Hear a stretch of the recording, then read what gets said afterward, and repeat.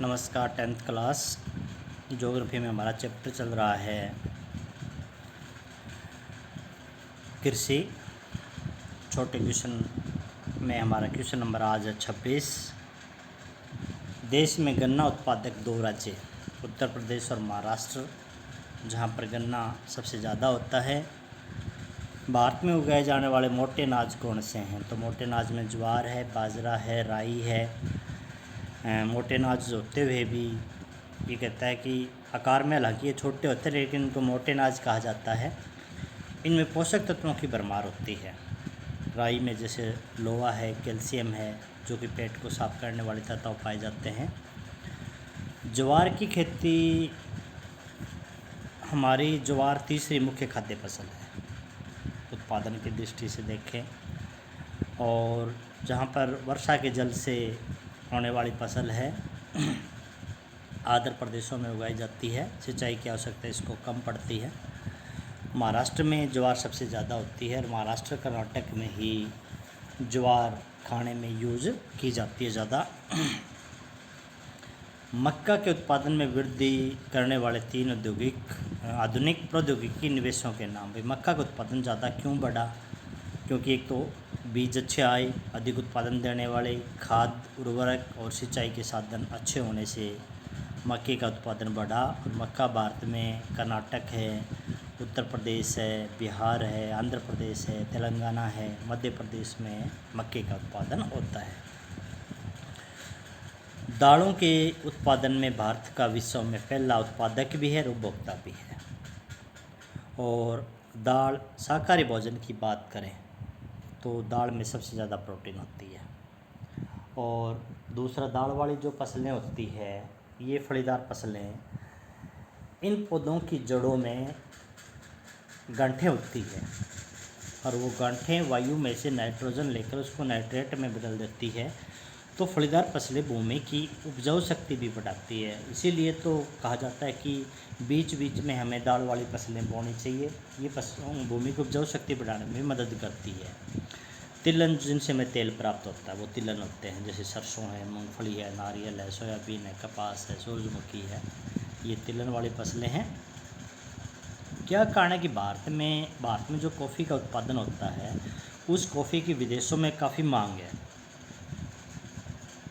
भारत में काफ़ी अच्छी किस्म की कॉफ़ी होती है, यमन से आई अरेबिका किस्म की कॉफ़ी, और इस कॉफ़ी की विदेशों में बहुत मांग है। मसाले, भारत में कर्नाटक और तमिलनाडु में मसाले सबसे ज़्यादा होते हैं। तंबाकू भी कर्नाटक और आंध्र प्रदेश में है। सब्जियां, विश्व की 13% सब्जियां भारत में होती है। मटर, फूल गोभी सबसे ज़्यादा भारत में। प्याज, बंद गोभी, टमाटर, बैंगन भारत का दूसरा नंबर, और आलू के उत्पादन में भारत का चौथा स्थान।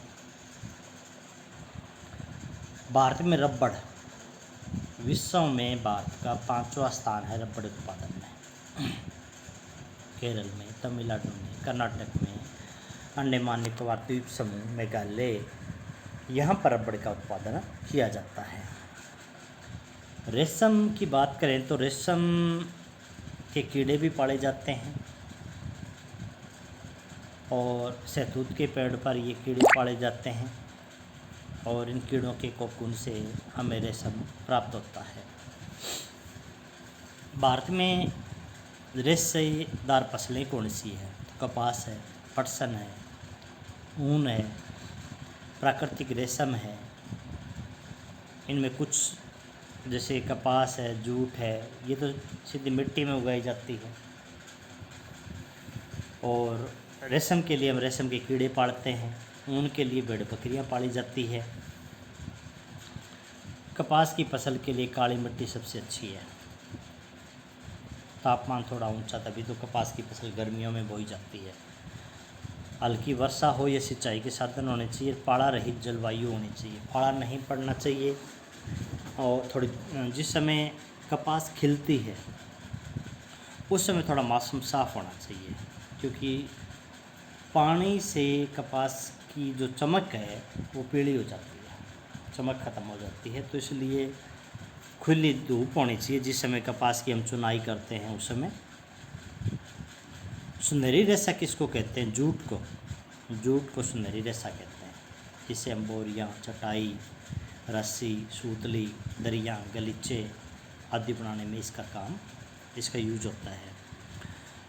जूट की मांग कम क्यों है? एक तो जूट महंगा है, और आजकल जो बोरियां हैं ये नायलॉन जैसे हम प्लास्टिक के जो कट्टे यूज करते हैं तो ये सस्ते पड़ते हैं।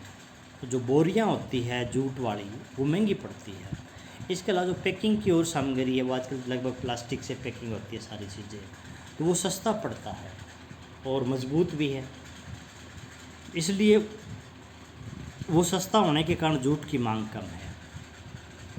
भूदान, गरीब किसानों को भूमि में दान देना, और ये कार्यक्रम विनोबा भावे ने चलाया था। महात्मा गांधी के जो उत्तराधिकारी थे, विनोबा भावे ने जो ये आंदोलन चलाया था भूदान, इसको उन्होंने रक्तदान क्रांति का नाम दिया। क्यों? क्योंकि बड़े बड़े ज़मींदारों ने अपनी ज़मीनें भूमिहीन किसानों को दान में दे दी। किसी ने अपना कुछ हिस्सा दे दिया, किसी ने गांव के गांव ज़मीन भूमि में दान में दे दी। तो इतना बड़ा बदलाव हुआ बिना किसी रक्त क्रांति के, इसलिए इसको रक्तदान क्रांति कहा जाता है। भारतीय कृषि का कौन सा पक्ष गंभीर का विषय है? तो सकल घरेलू उत्पाद में कृषि का योगदान लगातार कम हो रहा है, बड़ी चिंता का विषय है। इसका भारतीय अर्थव्यवस्था के ऊपर बुरा प्रभाव पड़ेगा और आगे जाकर समाज के लिए काफ़ी मुश्किलें पैदा हो सकती है। भारत में किसान लोग अपने बेटे को किसान नहीं बनाना चाहते। कारण क्या है? क्योंकि एक तो भूमि कम है, दूसरा उत्पादन लगातार कम होता जा रहा है। कृषि में लागत ज़्यादा आती है, उत्पादन कम होता है, इसलिए बचत नहीं होती। बचत न होने के कारण इसलिए किसान चाहता है कि उसका बेटा किसान ना बने, क्योंकि कृषि के अंदर आज के दिन देखा जाए तो किसान लॉस में जा रहा है, नुकसान हो रहा है, खर्चे बढ़ते जा रहे हैं, उत्पादन घटता जा रहा है। ऊपर से किसानों को अच्छे भाव नहीं मिलते अपनी फसलों के, जिसके कारण उनकी इनकम बहुत ही कम होती है।